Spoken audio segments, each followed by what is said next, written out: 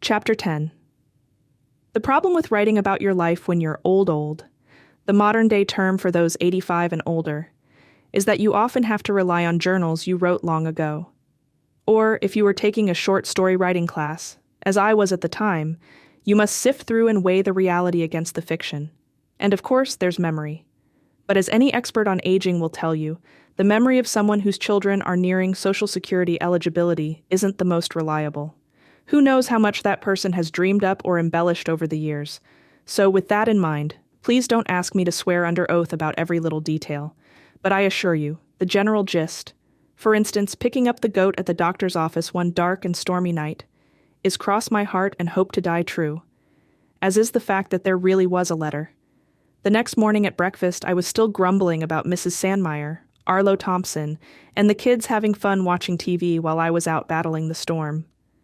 Corey wasn't in a better mood, even though I had fried him bacon and eggs. He was clearly still annoyed at me for losing his letter. I figured I'd have to spend the day combing the orchard for it. Freya and Sig were heading out to school when we heard a knock. Freya opened the door to find a boy about her age. He introduced himself. "I'm Jack." He held out an envelope. "Is this yours? I found it in our driveway on my way to school." Corey reached for it, thanked him, and immediately busied himself with it. I studied Jack. A nice enough-looking boy with curly hair, dressed like a model schoolboy. Gene Johnson's words came to mind. "Jack will be at your house every day. His mother can't keep him home, and she blames everyone in the valley for enticing him away." Jack glanced at Freya as he spoke to me. "It's about nutrition, right? Guess you don't eat meat, huh?" Seeing Corey eating bacon should have answered that question, but I explained about my errand the night before and how I'd dropped the book. Before I could finish, Freya and Sig were out the door, with Jack trailing behind them. Corey held up the envelope, squinting at it. "I can't figure this out. It's about nutrition." I took the envelope and immediately recognized it wasn't the letter Mrs. Sandmeyer had handed me. It was just an old envelope on which she had listed sinful foods while reading her favorite nutrition book. When I explained this to Corey, he grumbled, and so did I, heading out in my rain boots to search the orchard. After school, Jack was back. "Did you return the book to Mrs. Sandmeyer yet? I can take it if you want." Jean's warning echoed in my mind. "His mother will call every day to ask you to send him home, but he'll go to the neighbors instead." I was in a sour mood after my fruitless search for the letter. "I want to read the book first," I lied.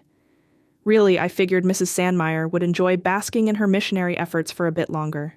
I shooed Jack out the door, hoping to avoid his mother's inevitable call. As he left, Sig asked, "How come Jack gets to ride the school bus, and we don't?" "Because he goes to the SDA school," Freya informed him. "Gee, that would be neat," Sig said. "Going to the SDA school." "Yeah, then you wouldn't have to see Sally," I teased. "Yeah, but you'd have to see Jack's 3 sisters," Freya added. "Ufda," Sig groaned. "And you wouldn't be allowed to eat meat," I reminded him. When my mother arrived for Christmas with all the fixings for a turkey dinner, I was glad I hadn't opened the book yet. After the wonderful meal, the kind only a grandma could cook, I decided never to open it at all. Though my mother didn't specify how we should use her Christmas check, we got an idea when she told the kids their great-grandfather Talbert had raised racehorses in Wabash, Indiana. She also reminded us, for the umpteenth time, how at the tender age of 7, she had been chosen to ride her pony in front of President McKinley's carriage in Atlanta, Georgia, during the Spanish-American War. The kids took this as a sign they were entitled, though Corey didn't look happy. I reminded him that getting a horse was a matter of honor. When Freya had resisted moving to the country, we'd let her believe it meant living the kind of life Roy Rogers had on TV. Corey suggested we wait until spring, but I didn't think it would hurt to start shopping around. I went to see Hazel, my church friend, whose husband, Buster, dealt in livestock, farm machinery, and anything else he could get his hands on. They lived in a tiny trailer, which made our house look like Buckingham Palace. "What kind of horse you looking for?" Buster, dark, rugged, and Clark Gable handsome, asked. "Brown," I replied. Buster was horrified. "Francis, you don't buy a horse by its color." I mentioned that our prayer group recommended picturing things in our mind, and when I pictured horses, I always saw brown. To Buster, prayer was as irrelevant as sunspots.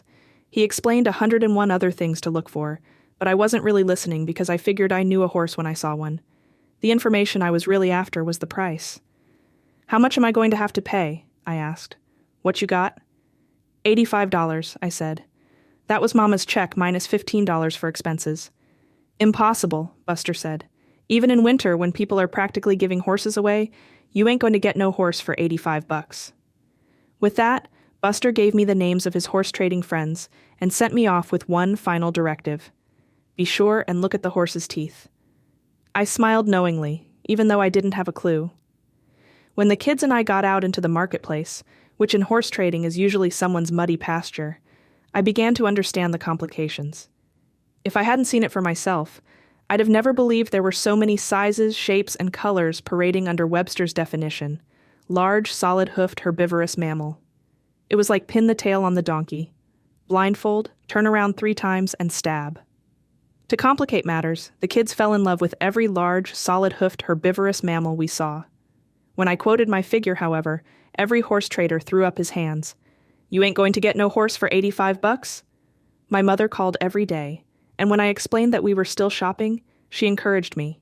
Well, something will come along. And indeed it did. Something that turned out to be far more trouble than anything we anticipated. But what could you expect? It was free.